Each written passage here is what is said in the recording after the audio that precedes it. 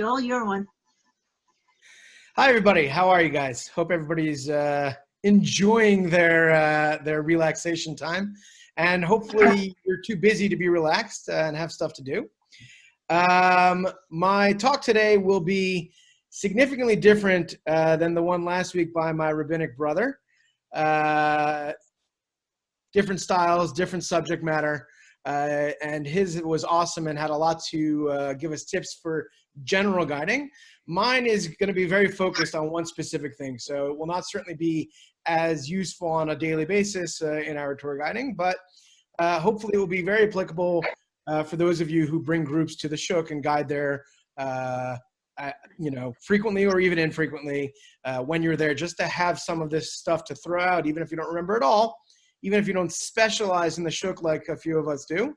Anytime you're there, this will be useful information. So, as I'm sure you guys know, or as many of you know, starting about 5 years ago or so, there began to appear lots of pictures on the shutters of the Shuk, and that's what I'm going to be focusing on in this talk, is the art in the Shuk. I'm not talking about all the food and all the cultures and all the history and all the other things that so many of us talk about when we're in the Shuk. Today's talk is just about the art. I hope it'll be interesting for you. Hopefully, I'm going to do it a little bit maybe differently than I would for a group, because for some of the figures that I'll be looking at, they're figures that I'm sure you know, so I'll mention them and maybe just give a very brief summary, whereas with other tourists, I might go more in depth. If anybody has questions, I may or may not be able to answer them, and you can feel free to ask them in the chat or something like that. So I'm going to primarily be sharing my screen almost the whole time via PowerPoint, and we'll go with that. So Judy, just so I know, what is my time limit on this? We go anywhere between you can have a half hour to 95 minutes. Okay. I'll try to do this in about 45 or so, something like that. By the way, I know you're recording, which is fine with me. I don't know what your standard is, but I will ask that if you upload it to YouTube, to do it unlisted. I don't mind everybody in our group seeing it, but I don't want it to be something that's like searchable by anybody to find. So, all right. So I'm going to share my screen, which means that I may not see you if you raise your hand in the chat window. So if you have something urgent to ask, please feel free to unmute yourself and ask the question and interrupt me. Okay, so most of the photos, by the way, that you'll be seeing are photos that I've taken. A few of them are things that I didn't take and I just downloaded from somewhere, but the vast majority. And the term the Shuk Gallery is a term that I didn't make up. It's a term that the artist who did most of these paintings has used himself. So I'm going to refer to it as the Shuk Gallery, Machne Market by Night. And what you see here, you all can see my my mouse moving around, hopefully. This right here is Solomon Souza, who I'll be speaking about in a minute. And this is him doing one of the paintings. I actually have a whole series of photos that I'm not going to show you now of this painting in particular. I was sitting in the Shuk and drinking one night. He was doing, so I kept popping out every few minutes, take a few more pictures, go back. And so with the timestamps, I can tell you how quickly he did it. It took him about, I don't know, 2.5, 3 hours, and that's it. But the idea of these photos, these pictures showing up started about 5 years ago. And it was just kind of like something that people started to notice. Oh, you know, there's paintings here in the market. Those are really nice. So I want to tell you a little bit about that project. So this is what the Shuk looks like when it's empty. Okay, this picture I happened to have taken at night just a few weeks ago during this whole Corona crisis, and so people were not out. It was on a weeknight. But imagine that this is what the Shuk looks like on Shabbat as well. And it's really nice and quiet and peaceful seeing the Shuk like this. But it's not that nice when it lasts for an entire day. To have a huge area that nobody steps foot in for 25 hours, when there's lots of people living in the area around it, isn't so nice, okay? And so a few years ago, and by the way, I'll just show you a video here that I took also around the same time as that photo, just so you get an idea of what it would be like walking through here on a Shabbat. So it's Thursday night, and usually it's packed here in the Shuk, but of course not right now with Corona. But it's a good way for you to see what it would be like on a Shabbat when it's totally empty. And I want to show you guys some of what this looks like, what these different shutters look like. So they're blank normally, but these are some of the earliest ones he ever did. I'm pretty sure this one is just the idea of Shabbat. You see the candles making Kiddush. I'm going to talk about some of these other ones, but over here we have Eli Cohen. Eli Cohen was an Israeli spy in Syria, our man in Damascus. We have Rabbi Ovadia Yosef, the former chief Sephardic rabbi of Israel, Moses Moshe Rabbeinu. This is a different rabbi called Rabbi Kaduri. And some of these are pretty early, you can see. He didn't even do the backgrounds on these. These are some of the earliest ones. We have Maimonides over here. So early on, a lot of them were rabbis, but as you'll see in a second, some are also pretty whimsical. This is a store that used to just sell eggs, so that is understandable why he made that one. This is another biblical scene. I don't really know what it is, though. Maybe somebody here's got an idea. It looks like some kind of an angel, because I see a wing up there on the top. But yeah, that's what this is all about. So I did that video a few weeks ago, and the reason I'm explaining people like Eli Cohen, who I'm sure virtually all of you, if not all of you, know, is because it was not aimed at the tour guides. But that's just a little taste of what it'd be like. And imagine walking through on Shabbat when it's empty, and yet having the chance to look at all of these, and that was really the idea. And the idea came from this man right here. Is there a question? Okay, I just heard some noise.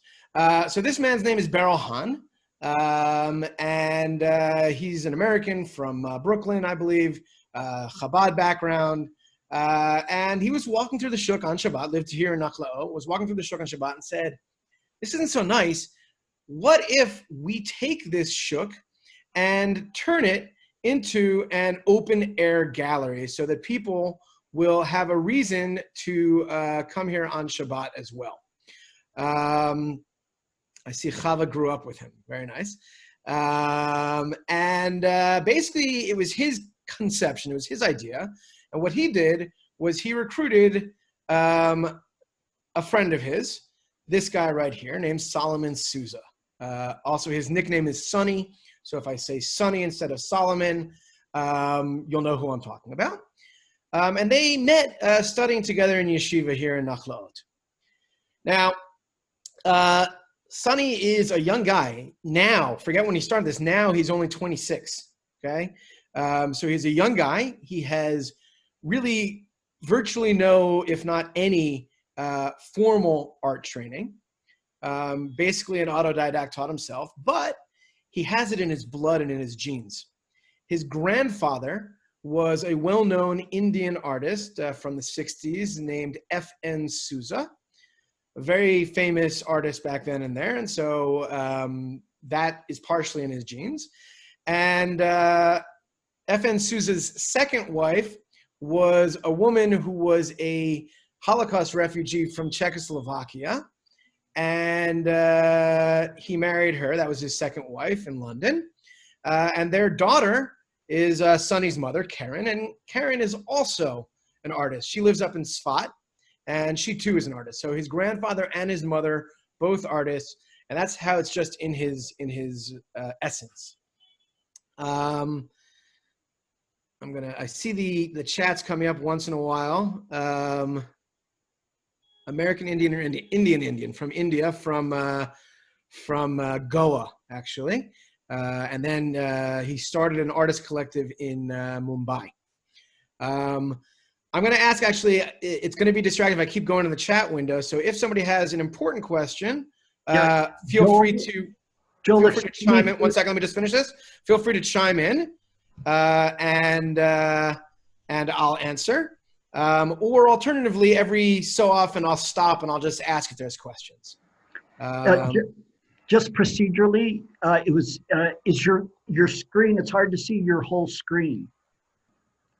Will we see what part are you not seeing? like we didn't, we only, unless it's just me, which I don't think so, we didn't see the writing of Susa's name, for instance. It was off the screen. You mean over here? Joe, We didn't see Joe, that. Joe, I see it. You saw it before? I have it in front of me, okay? Chava says press escape. See if that works for you.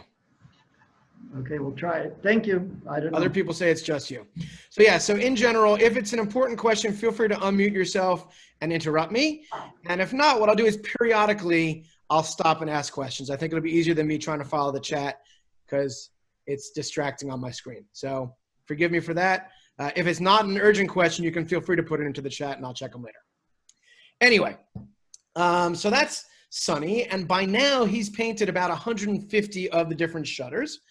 Unfortunately, because of the nature of the Shuk, that it's a living, breathing marketplace, stores renovate. It's also the nature of street art that is temporal in its very essence. A number of the paintings that he's done, probably about 20 of them so far, are now gone.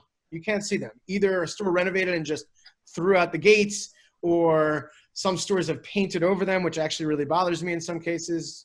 Not important for right now.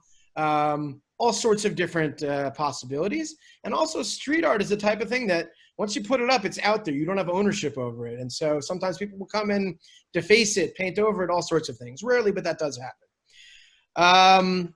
And he's also done a number of other ones in the surrounding neighborhood around here in Nachlaot. And already now, about a year and a half, 2 years ago, he actually moved to Tel Aviv, to Florentine. And so he's also very active there. He still comes back here and does some over here, but he's rather active in Florentine currently. Anybody who's done graffiti tours or street art tours in Florentine has probably seen some of his work. I want to make just a couple of points before we get into the meat of this, which is that Solomon did not make any money directly off of this project, okay? After the beginning, he certainly, or even from the beginning, people covered the expenses, the cost of the paint, which is a lot when you're doing a lot of these big paintings. But he did not make profit off of it. It did lead to him getting many commissions. He actually had two really cool projects recently, where one was because of his grandfather, he was brought to Goa to paint a number of paintings around in the city there, tributing the people there. It was his first trip back there, and so it was a real kind of personal heritage trip, which is really cool. And he also was commissioned recently by one of the football teams in England, not Arsenal. I can't remember which one it was. I'm blanking on it right now. Maybe somebody saw. But in honor of Holocaust Remembrance Day, not our Yom HaShoah, but the international one, he did a massive mural outside of the stadium, specifically highlighting some Jewish footballers. And in that thing, it was on a temporary sort of canvas, but very large hang. And then I think it was transferred somewhere else. But another really cool thing, and a Kiddush Hashem as well. So he did this, though, like I said, without getting direct payment for it. And for him, it was really a gift to the city of Jerusalem. And it really was. It was his way of beautifying the city, of enlivening the Shuk at a time that it would normally be dead. And I can tell you, as somebody who lives 1 minute walk from the Shuk, that it worked. Okay.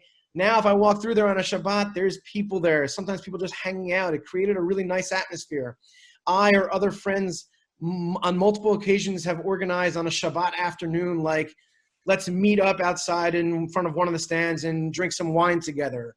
Or a few months ago, one of my friends organized like a communal, like, potluck cholent lunch there. And these are things that wouldn't have happened if it didn't change this atmosphere. And so it really was a gift to the city. That being said, because he's not getting paid for it directly, people aren't saying, okay, I want you to paint on my shutter this. Okay. He did get permission, at least after the very beginning. Maybe in the beginning he didn't, but I'm not sure. But generally speaking, virtually all of them, he has permission from the store owners to paint on the shutters. They might be able to request or suggest subject matter, but he still has the right to do it. And therefore, as an artist, it is his personal expression. And he is an artist. And he is bringing his views, his opinions, his things that he wants to promote. And there might be some things that some people might not like one way or another.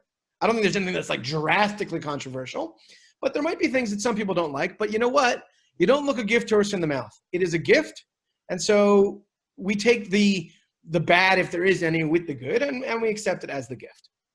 So that's a bit of the introduction. Before I get into some of the specifics, let's, first of all, let me see, there's 2 things in the chat. Let me see if those are questions here. Chelsea, thank you very much. It was Chelsea FC. Thank you, Ruvain, Ellie, and Robin. Thank you very much. And Robin included a link to a video of it. So thank you guys all very much for that. If anybody has any questions, I'll stop for a minute for questions. If you have any, you can just chime in. I'll wait 15 seconds or so. The first guy that you mentioned that it was his idea of the project, does Beryl. he have artwork too? Now, Beryl's not an artist. Beryl is, I guess, what you might call a social activist or a social organizer. He's somebody that just really wanted to help the city. He loves the city, and he wanted to help it. And so he just thought of an idea and got it together. Ellen asked about an example of controversial. I don't think any of them are truly controversial, but as we go through, I will talk about some of the things that some people might have an issue with. I don't have it. I don't think I've ever seen anything that was like, whoa, shocking, or like, why'd you do it? But I will get into some of the ones a little bit later on that some people might say, well, why is that person there, or something like that. We'll get to that later.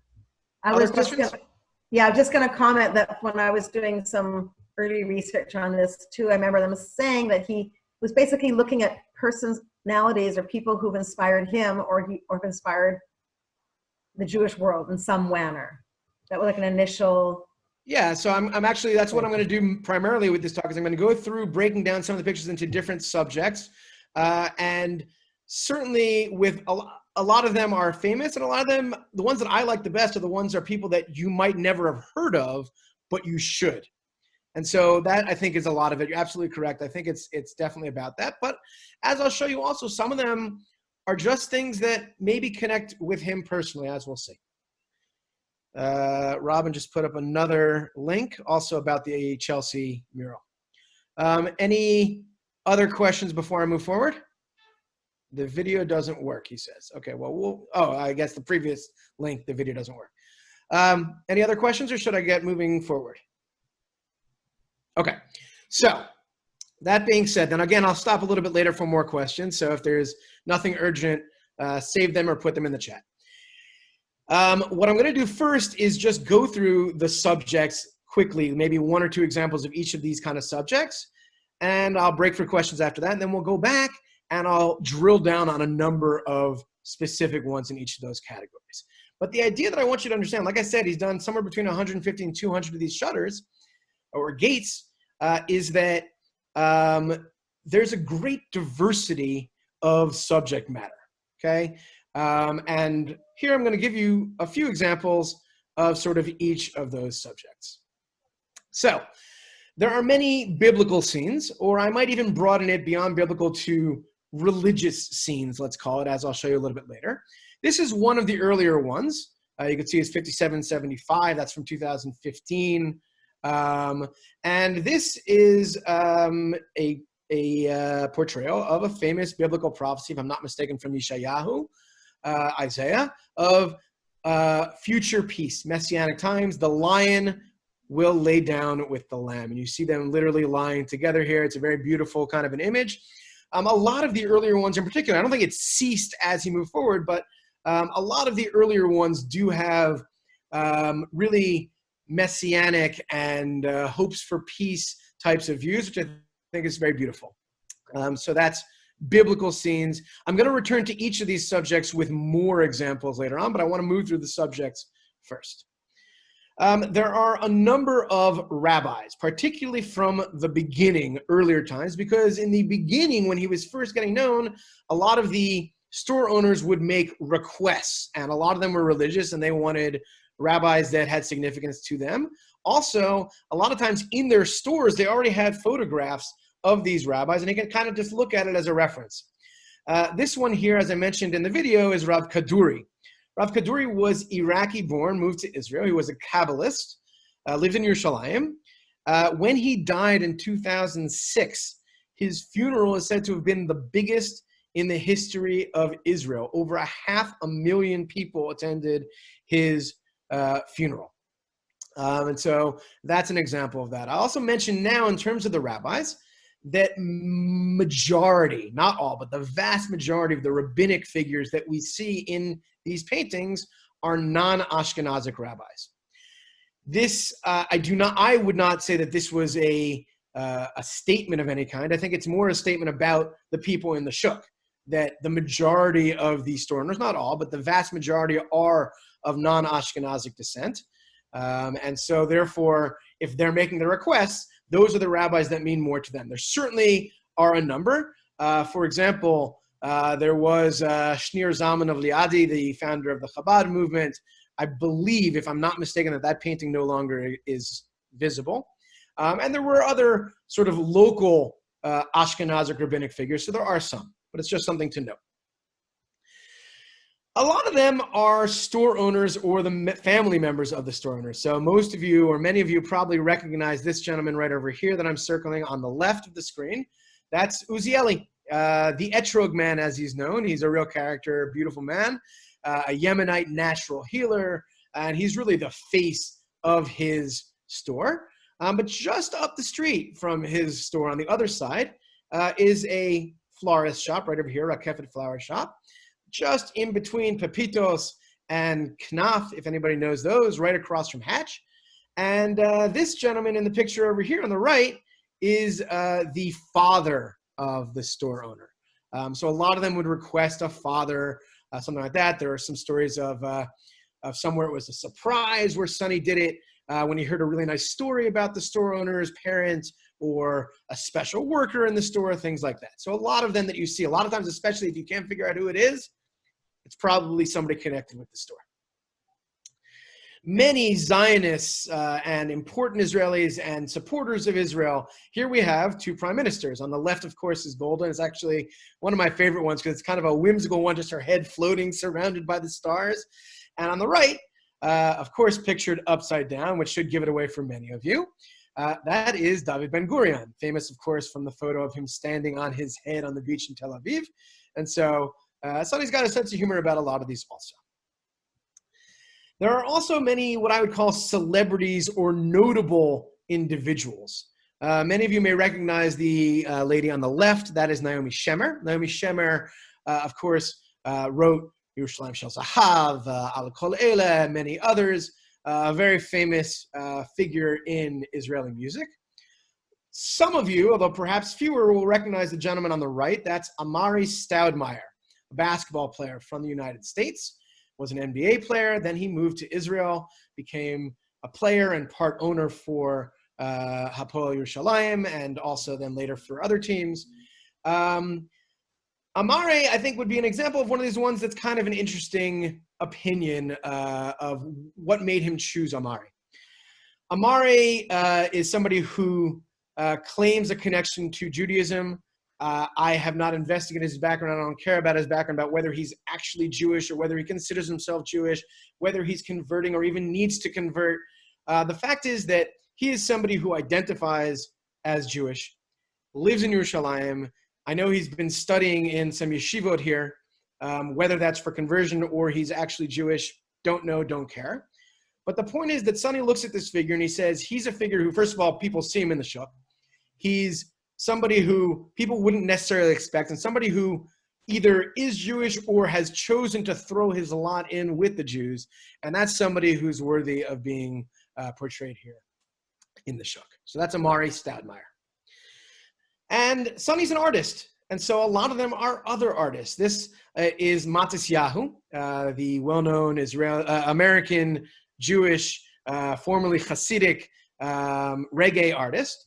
What I like about this one, actually, is that this is not the original painting that was on this shutter. If you look, you can't see much, but if you look in the background over here, you can see it's kind of gray and white. This, when he first did the painting, was where Matisyahu was featured on the painting. And frankly, it was not his best work. It didn't really look very much like him. It wasn't a great painting. And so at a later date, Sonny came back and painted over it with this version of Matisyahu. Same subject. The rest of it remains still here. And he said, you know what? I'm an artist. I can have a do-over too. And that's what he did. And so that's an idea also that you see here. And as I mentioned, there's at least 20 paintings that were in the Shuk that are no longer visible. All sorts of different people. I chose this one. This is Mahatma Gandhi. And again, I think that's an example of somebody who many people recognize, many people appreciate. He was a proponent of nonviolent resistance in India, fighting for civil rights, fighting for independence from English rule. And perhaps that's one connection to here, that we also wanted independence from British rule.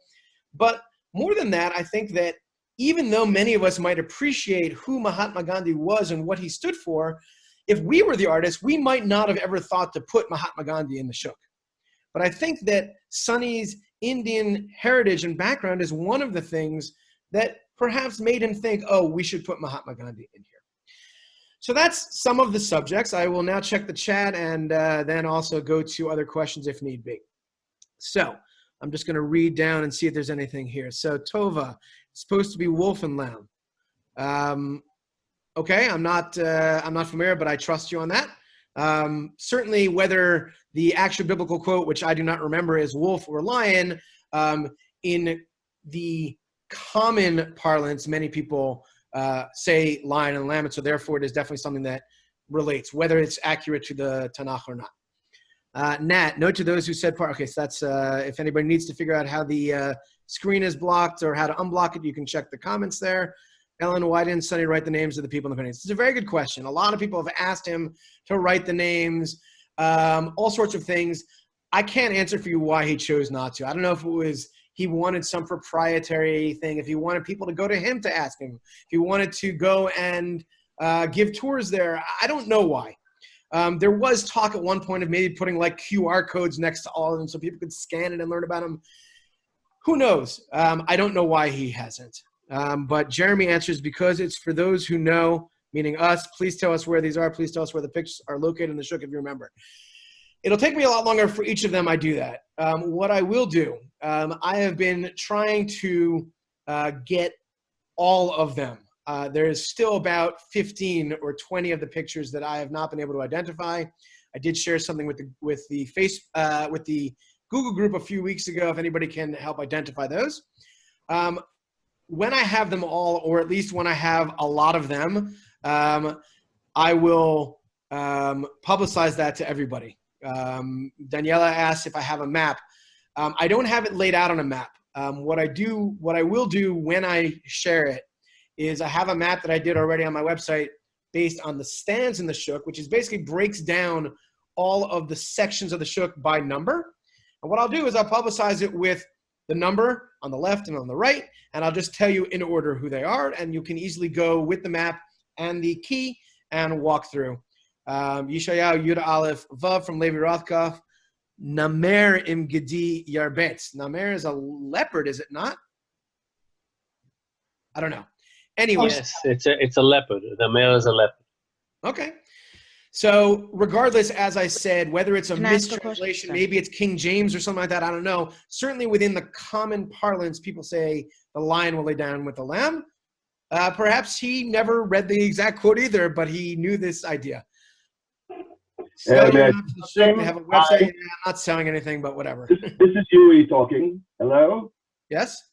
Okay, the continuation of the verse, okay, in Yeshayahu, it does say, it says, okay, ve'egel ukfir umeri yachdav. Okay, a kfir is a young lion. It's a lion cub.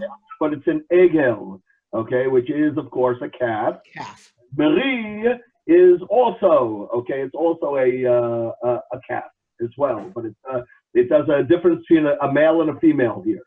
Okay, so, but it does say kfir, which is everybody can look at the pasuk themselves, and everybody can look at the pasuk themselves and figure out how they want to handle it. But yeah, all right. We're already taking a lot of time, so I want to move forward and get to more. So unless it's something urgent, let's move forward. Anybody have any specific questions for clarity's sake? I just want to know if you know what is in the Shuk instead of the Gandhi one. I remember seeing the Gandhi one. I was wondering what. So I took the Gandhi one myself, that photo, a long time ago, but I don't remember exactly where it was, so I can't tell you what's there now. I'm sorry. Okay, I did start also making a map at some point with the street names, so I'll go look at my notes. Maybe I have it. What I have right now is virtually all of them in sequence. Like I said, I will be happy to share when I have it either complete or close enough that I feel I'm not going to get much better. But hopefully in the not too distant future. I'll just say I had a funny experience trying to get the information of faces I didn't recognize, and I went to some of the store owners and I asked what. A lot of them don't know. Most of them said, I don't know. Right, but I have it from various sources, various ways. I've got it. All right, let's move back into. Can I just ask a quick question? Yes. The map that you're going to be that you might send to us, are we able to use that for our own tourist purposes, or is that something you want us to keep private? We'll figure that out when the time comes. I mean, really, it's like I said. Because I would pay for something like that. You're going to look at a map. You're not going to see the pictures or the names on the map. It's going to be a map with numbers of sections, and then on a separate piece of paper, the same numbers with the names. Anyway. That's fine. I would pay for something like that. If you do all the work, you shouldn't. Yeah. Let's not worry about that right now. A story about why Gandhi's portrait is no longer there from Ellen. By the way, Ellen, I don't know if it doesn't matter to me, but you're writing to me personally as opposed to everybody, but I don't mind. Like with all of them, or with most of the ones that are no longer there, I don't know exactly where that one was. A store decides to renovate, and a lot of times they want to update the gate, and that's what happens. So they just throw it out. My hope, my dream is that one day I'll see a store renovating. They're going to throw it out and say, oh, could I have that? And I'll take it home and put it on my Mirpes set, and I'll have my own thing. I'm going to stop looking at these questions right now because I want to move forward because we do have limited time. So now we're going to look more at some of the specific ones that we were talking about. So going back now, we're going to look at some of the religious scenes. This is actually one of my favorites. It's a really nice wide one. And if you look on the left side over here, you'll see a rifle, a gun. You'll see a spear, an axe over here. Maybe some blood dripping over here. It's hard to tell. But on the right side over here, you see a shovel. You see a pitchfork. And it's hard to see due to my bad photography, but up here at the top is a dove. And this is a really beautiful interpretation, in my view, of beating swords into plowshares, taking these weapons of war and turning them into articles of agriculture and peace. So I think it's a really beautiful one. I'm going to move through a little bit quicker, unless anybody has specific questions on any of the things I'm saying, because I have a lot of them and I don't want to go too late. I know I was told I can go longer, but I don't want to go too long. This one, I apologize that they're so small, but I needed to get them all because it's 7 stands all right next to each other in the section of the market known as the Shuk Gruzini, the Georgian Shuk. And so seeing 7 individual shutters all connected, Sonny had the idea, what do we have 7 of in Judaism? The 7 days of creation. And so we see here 7 photos. There's obviously overlap. I didn't make it like a montage. Over here, day 1 is creation of light. Let there be light, and of course, light and darkness. On the second day, separating the upper waters from the lower waters, creating the sky. And on the third day, we get dry land forming. You see how this is transforming into something solid. You have the earth over here for the dry land. And the green that you see over there is, of course, plants, because that was also created. And you can see the blue of the ocean here, because the seas were also created on that day.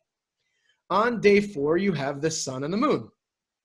On day 5, down here to the bottom left, fish are created, sea creatures, and birds. Moving into day 6, you see land animals like this elephant here. And at the very end of the day, you have Adam and Chava, Adam and Eve being created. And if you look closely in Adam's hand, you see the fruit from the tree of knowledge of good and evil. And of course, here on the 7th day, we see Shabbat. Okay, obviously that's not what the original Shabbat looked like, but how else do you draw Shabbat other than Shabbat candles and challah?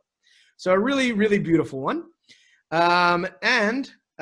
These, I would say, are more messianic visions, more than biblical scenes. But this one on the left is actually the first one that Sonny did as part of this project. He had done a few sort of generic paintings, people like them, and he got some seed money. Somebody commissioned him to do a few as sort of a pilot for this project. That's why at the top you see here the people from the family in whose memory this was painted. The person donated the money in their memory. And you see here the Beit HaMikdash, but this is not the Beit HaMikdash as we know it. This is bigger, grander. It's dark outside, but there's an inner light shining forth, being a light to the nations. And this is the third Beit HaMikdash. This is Messianic times. And immediately next to it, on the right, is, of course, the Mashiach arriving with his white donkey. So that's sort of biblical or religious scenes. Getting into more rabbis. This is the Rambam, Maimonides, 12th century Spain, also lived in Morocco and Egypt, became, of course, the physician for Salahuddin, a very well-known figure, of course, and of course we also know him here because after he died, his body was brought to Tiberia where it is buried. One of the major figures that I don't think I need to talk a lot about. After I finish the rabbis, by the way, I'll stop again for questions and check chat. Rabbi Ovadia Yosef, many of us also know.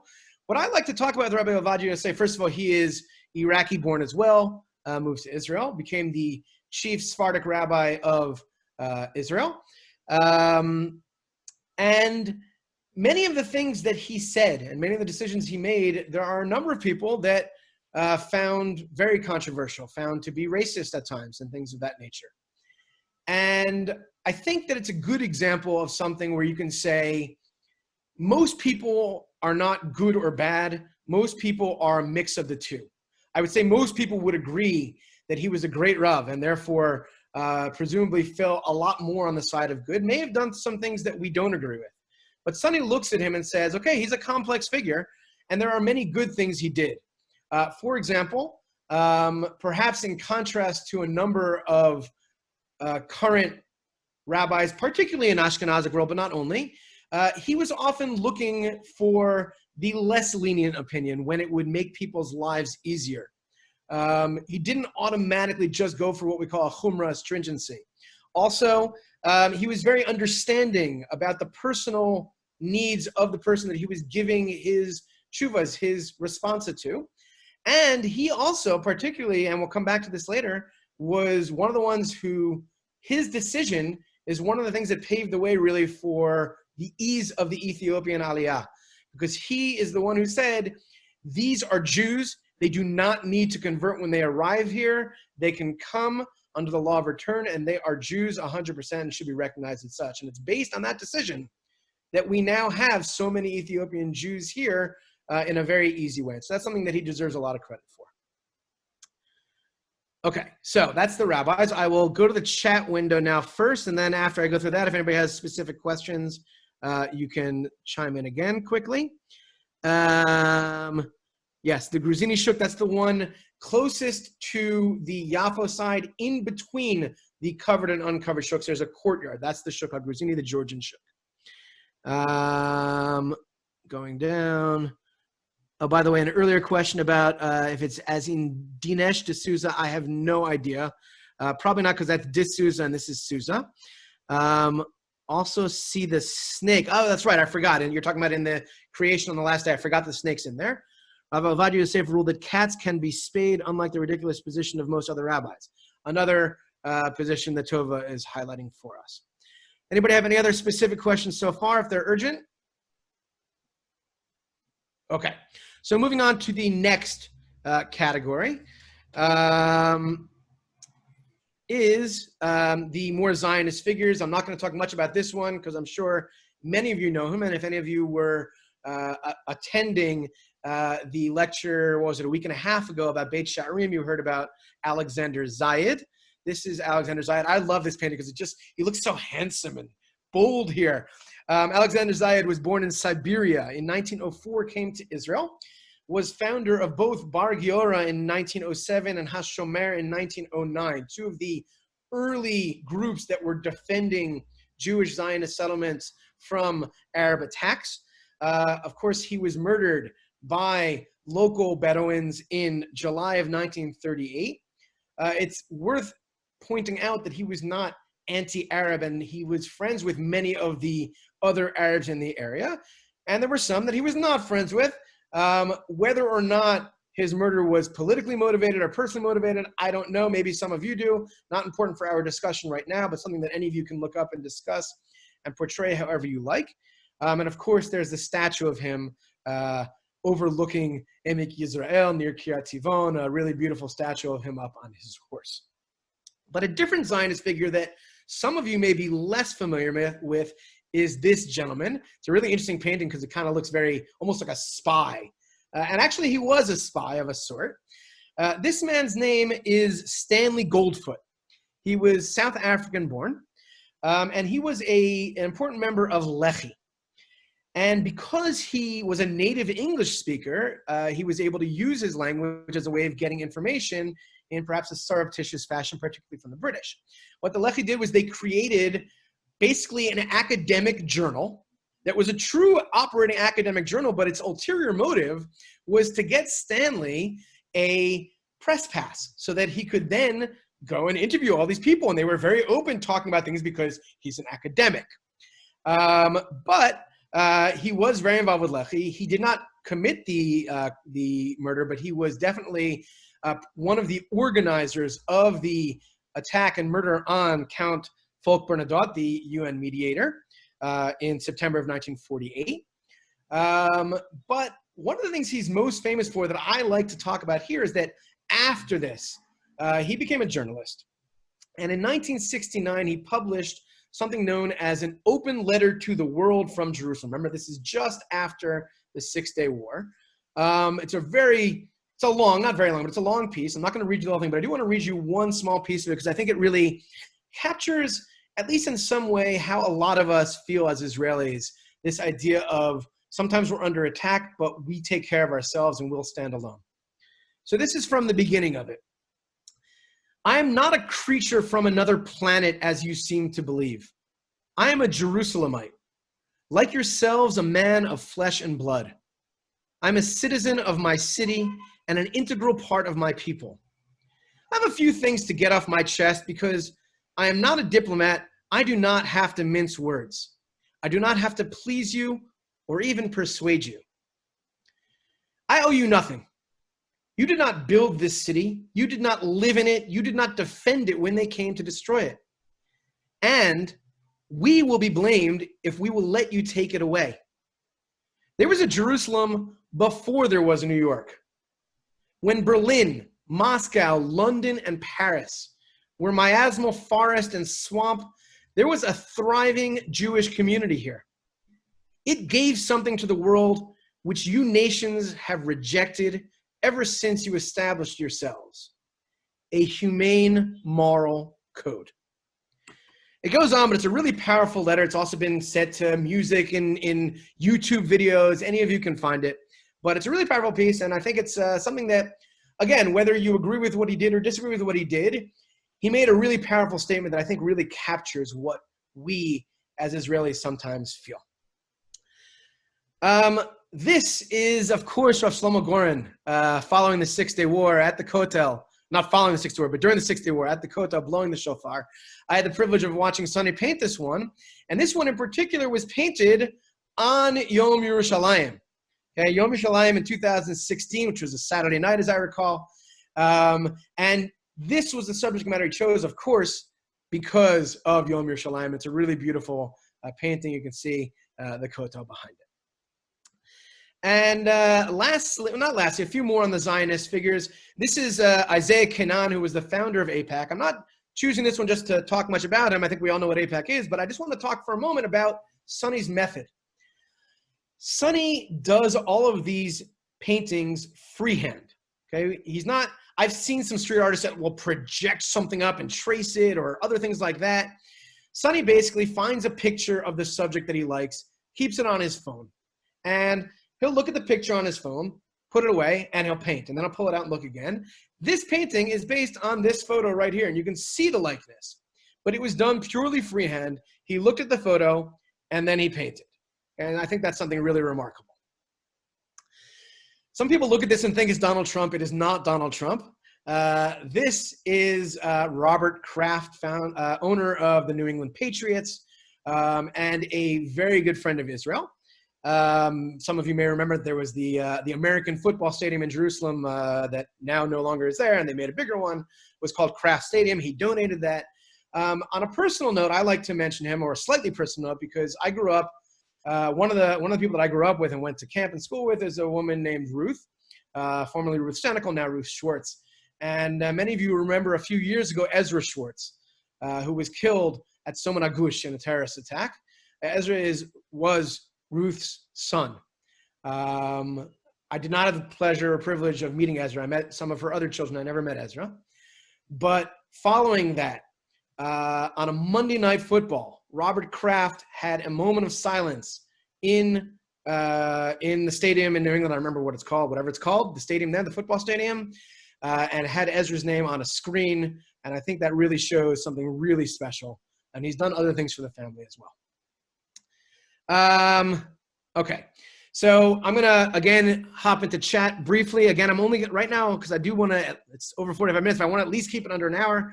I want to only the most urgent questions right now. So I'm just going to quickly go through, see if there's anything urgent. I left the room for a minute. Who was the beautiful poem you read from? The man? Stanley Goldfoot is his name. It was more of an essay than a poem. Ellen, yes, I do know Sonny. I don't know him well. I'm not good friends with him, but we've met when he would hang out here. And I have asked him about those I can't identify. He's not very responsive about it, frankly. So hopefully someday I'll get it from him. Who knows? Stanley's last name is Goldfoot. Eliezer Waldman, I don't know who that is, but I have not shown a picture of Eliezer Waldman yet. So no. Something on a bulletin board of Sarah, signed by Eliezer. At the end, or maybe right in the comments, I'll read it at the end. You can tell us who that person is. New one is also Kraft Stadium. I didn't know that. Okay. After Goldfoot, before Kraft. Somebody posted the link to Goldfoot's essay. Let me just briefly look over here. After Goldfoot, before Kraft. Isaiah Kanan, the founder of AIPAC. Okay. I'm going to move forward.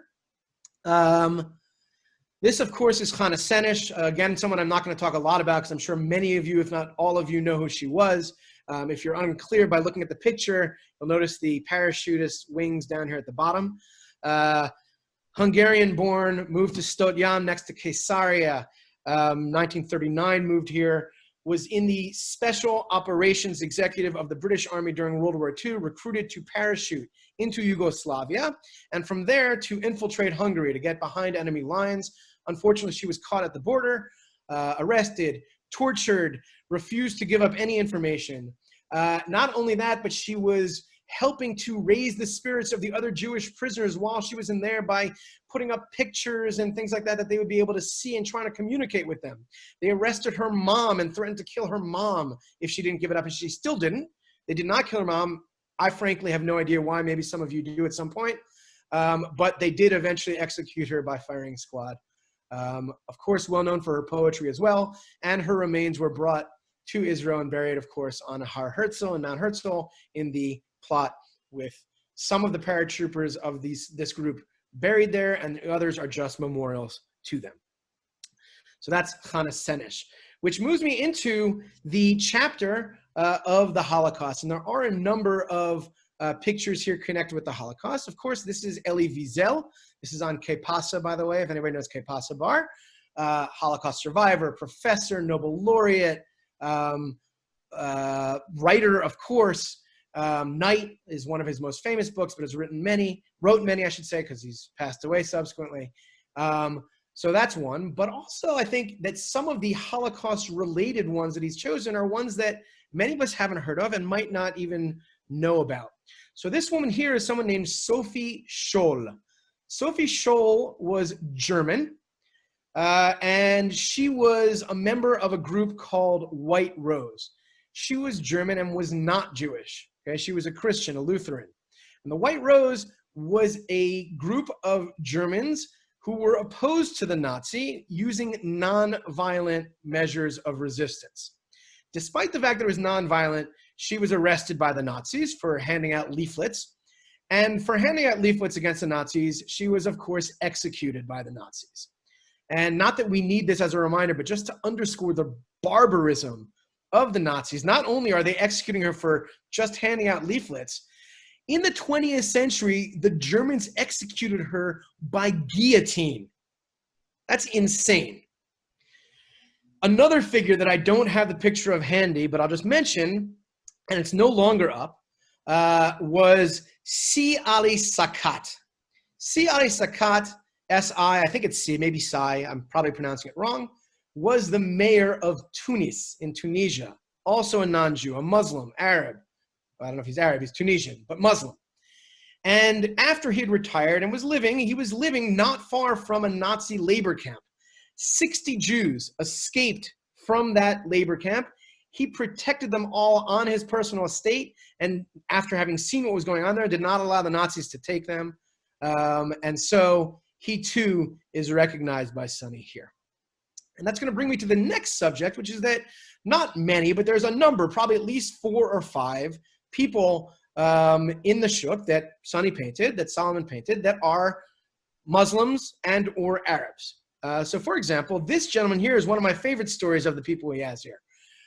This person's here. Some of you may have heard of, probably a lot of you have not. His name is Faiz Abu Hamadia. And in 2015, there were 5 yeshiva kids driving to Ma'arat HaMachpelah.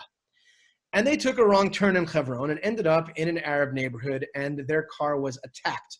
Rocks were thrown at it, all kinds of attacks. And Faiz went out of his house, which happened to have been right there, brought these 5 kids into his house and protected them personally, contacted the Israeli army until they were able to extract them. He received death threats after this and all kinds of people criticizing him. And when he was interviewed and called a hero, this is what he said. "I am not a hero. This is what every person should have done. I did it because I'm a human being. With all my heart, I'm a man of peace." And Sonny says, you know what? What I really want is peace. And not all Jews are good and not all Arabs are bad. Let's find the ones who are worth highlighting and publicize what they did. And there were Arab workers in the Shuk who recognized this and said to him, why are you painting this Arab guy here? And he told them the story, and it made an impression on them. And that to me is a real Kodesh Hashem as well. And one more hope for peace. This is a generic picture, not of anybody in particular, but you see here sort of a generic Jew on the right with his house behind him, and a generic Arab on the left with his house behind them, and they're sitting side by side on cushions, sharing a nargila pipe. Just a generic hope for peace. All right, I got to move quickly, I see time-wise. So this is an important issue to know about. You look at this one, you're like, what the heck is that? And I will tell you, this is Anaticho. And you might say, well, it doesn't really look like her. It's really bad. And that's because it didn't look like this originally. It's based on this photo over here. And at one point, somebody defaced, literally, this painting. We do not know with certainty, but many of the arguments that sometimes you received, particularly in the beginning, were from ultra-Orthodox people complaining about having pictures of women. We know that this is something that happens throughout Jerusalem, where movie posters and things like that getting defaced. And so it is plausible and likely that that is the person who defaced this. So Sonny, at the time, he's a young guy. He's probably about 22 at this time, okay? Made a response that I think was very mature in the way he responded. He could have done lots of things. What he did was the following 2 paintings I'm going to show you. This woman right here is known as Babel Liba. Babel Liba is from Toldot Aaron, an extreme anti-Zionist sect of Haredi Jews here in Yerushalayim. And Babel Liba would gather in her house and just give a place to live. Poor people, people that were a little meshuggah from the community and stuff like that. I forget if it was her child or grandchild. I think it was her child. Her son actually didn't like it and was like, I had to live with all these crazy people. And this, I know it looks like a man, but that's actually a woman. This is Sarah Schneerer. Sarah Schneerer was the woman who founded the Beis Yaakov schools in Europe, schools for Haredi girls. And he said, okay, you don't want me painting paintings of women? I'm going to find women from your community who are praiseworthy and put up paintings of them. And to me, that's actually a very mature response to it, and I think a very beautiful one. Okay, nearing the end. Very briefly, this is Nisim Ezekiel. Nisim Ezekiel is somebody, again, who we probably never would have thought of. An Indian Jew, a poet, credited as the really first English language poet in post-colonial India. And I think just the fact that he is an Indian Jewish artist is why Sonny decided to paint him. If anybody wants to know where he is, right on Yafo side, right next to Dr. Ruth Westheimer. If you guys know where that is, that's where this one's located. Another artist, Leonard Cohen. I love this one. It's just black and white. And you see the Cohen's hand, really atmospheric picture. I really like this one. This is Leonard Cohen. Other well-known people. So you may recognize this pose as being the pose of Einstein, but you also look at it and say, that's not Einstein, that's a woman. And in fact, right next to it is Einstein in this painting. That woman is Ada Yonati. Ada Yonati won the Nobel Prize for Chemistry in 2009. And so as a tribute to her, he painted a portrait of her looking like another famous Jewish Nobel Prize winning scientist. So I think that's really nice. Rosa Guinosar, very briefly, all these you can look up if you like. First female to practice law under the British mandate in Israel. I like this one a lot. Many of you have heard of her. This is Doña Graça Mendes de Nassi, a very famous woman in the 16th century in Europe, the wealthiest woman in Europe. She actually inherited it from her husband. Most of us know her because she is instrumental in refounding Tveria as a Jewish city. But one of the things that many of us might not know that I came across and I love is that, growing up, I always heard about the Underground Railroad, which got slaves from the south up to the north into freedom. We did it first. So Doña Gracia was very involved with a type of an underground railroad that got conversos from Spain and Portugal up through Belgium, into Italy, and into the Ottoman Empire secretly, where they would be able to openly live as Jews, which is an amazing thing. This is Baruch Tegegni.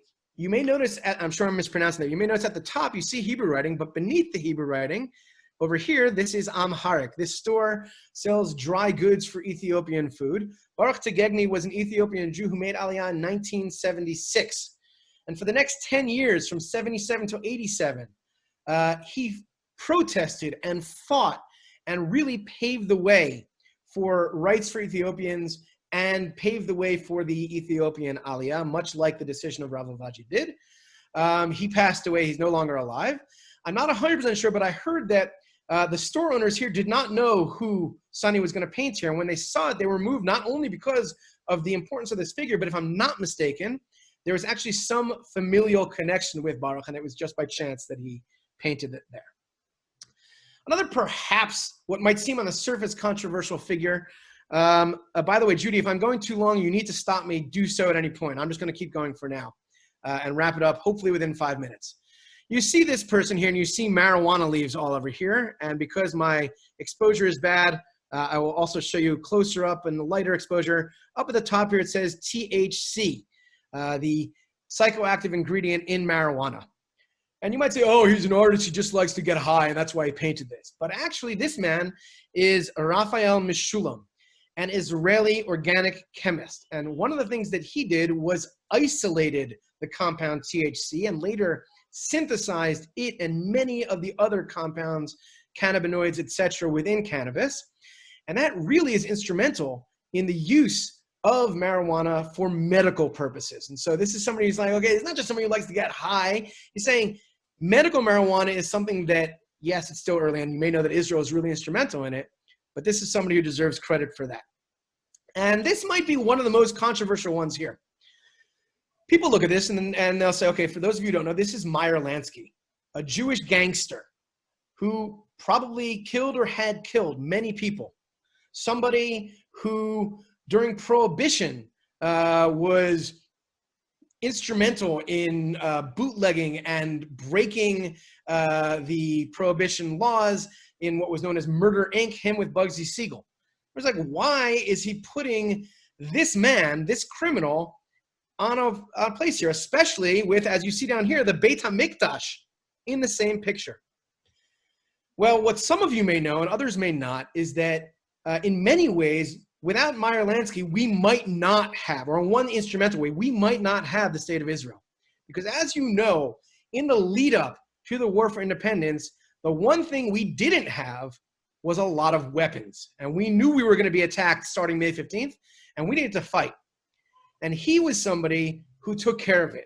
they were able to buy weapons in the state, but how are they going to get them to here, especially after the U.S. placed an embargo on any weapons shipments to the United States? And so he, as a New Yorker, went to the Longshoremen's Union, which was mafia-controlled, at the docks in New York, and he made sure that they got those guns on the ships and got them to Israel. And not just that, but there were other guns that were supposed to be heading to Egypt, and somehow they just happened to fall into the Atlantic Ocean and never made it to Egypt. And so without him, we may not have been able to survive the war for independence. And so Sonny says, okay, he may have done a lot of bad things, but he's done a lot of good too, and that's why he's here. And the state of Israel paving the way for the future, hopefully, redemption.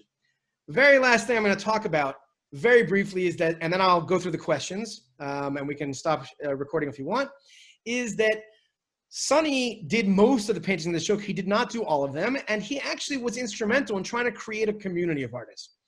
But I want to first of all make a distinction between all of these paintings I'm talking about are what we would call street art. This one, and I don't know this person, I would not say that this is street art. I would say that this is graffiti. This is a tag, somebody putting their logo up as a name. I don't consider this to be street art. But there are other artists involved. For example, this is a woman named Lenore Cohen. Lenore Cohen is a Jew from Brooklyn, Syrian Jew. Before she made Aliyah, she was here just doing some research for her art. She saw the paintings in the Shuk and wanted to meet the artist who did it because she was doing the same thing on shutters in New York. But she didn't know how to find him. But luckily, while she's walking around doing the research, Sonny and Beryl walk up to her and see her doing art and said, hey, would you like to join us and do a shutter in the Shuk? And so this is the one that she did using Sonny's paints that he loaned to her. He painted one directly opposite it. She subsequently has made Aliyah and is doing stuff all over in Jerusalem, both street art and other art, and she's a really interesting artist. But this in particular, as many others, is tapping into, because she's of Syrian Jewish descent, tapping into a lot of the Muslim art roots that we find in Jewish art as well. And so this is motifs from that. There are others that have gotten involved as well, at least 3 or 4 other artists that have done paintings in the Shuk. And the last one I'll show you is this one. That's a portrait of Sonny. And so if you look down the bottom of the picture here, it says Aish. The guy's name is Aishman. That's his, I guess, art name. I don't know any other contact information for him, but he was appreciative. And so he decided to do a painting of Sonny in the Shuk. And so that's that. So there's some contact information. I'm going to leave it on the screen while I go through some of the questions. When I wrote over here to buy prints, by the way, those are prints of paintings that Solomon did, not of stuff in the Shuk. He did it for this organization called the Israel Innovation Fund. They're selling prints of some of his work if anybody's interested, and some of the other Shuk artists' Instagrams, etc. All right, I'm going to quickly go through the chat. After I go through that, if anybody has other questions, feel free to chime in. And Judy, you can cut me off or stop the recording as you like at any point. So, okay. Starting with Esty, Eliezer Waldman is the one who has often gotten credit for writing an open letter to the world from Jerusalem. And then we have people talking about it. I don't know all the details, but it seems that people did, and you can read through the comments and figure out what that's all about. Okay. Isaiah Kanan, thanks. Wonder if Chana Senesh on the fish store because of her connection to Stot Yam.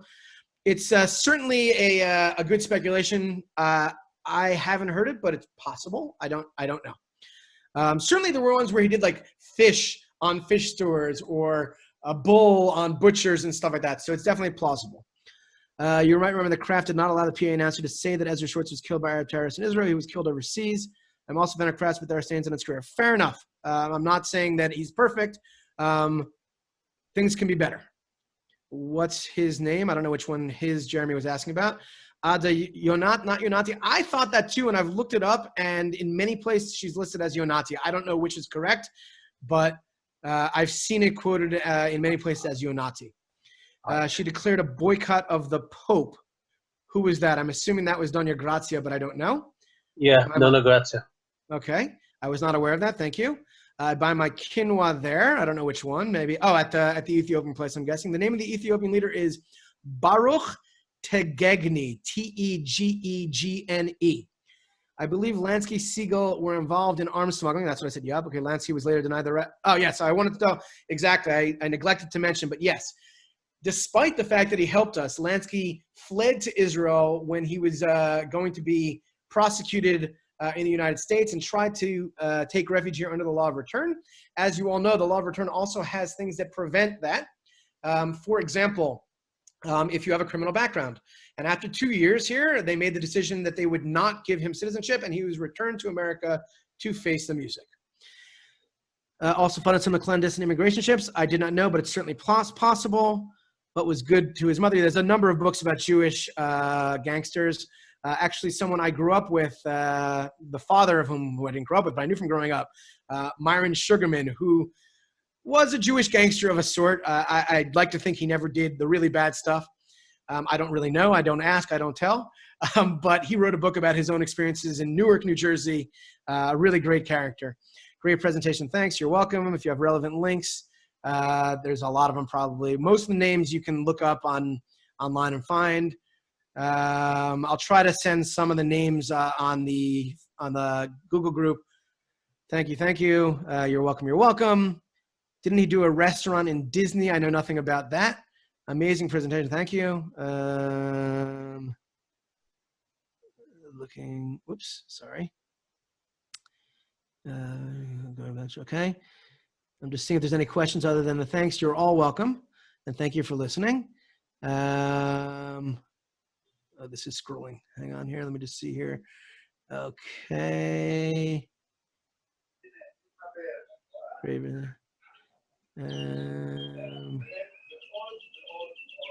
Street art cause or the effect of the renewal? I would say that the street art, Philip, was neither the cause nor the effect of the renewal. I think they just happened simultaneously and fed off of each other. How many are currently in the Shuk? I would estimate, I could count.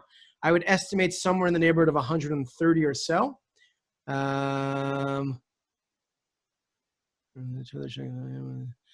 If tourists were willing to tour the Shuk at 5 a.m., would they see these paintings? Almost definitely, yes. Also on Shabbat for those who guide on Shabbat. And the restaurant in Disney is called Kakadu.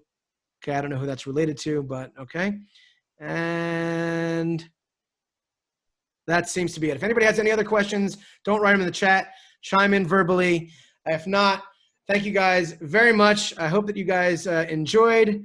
And you all have my emails. You're welcome to email me with any other specific questions. I'll try to send at least the names of the people I spoke about here for now into the Google group. In the future, when I feel it's in good shape, I will send out the thing. And actually, Judy, if you don't mind, if you could, after it's saved, if you could just send me a copy of the chat. So if there's anything I missed, I'll be able to respond to it. Okay, I'm not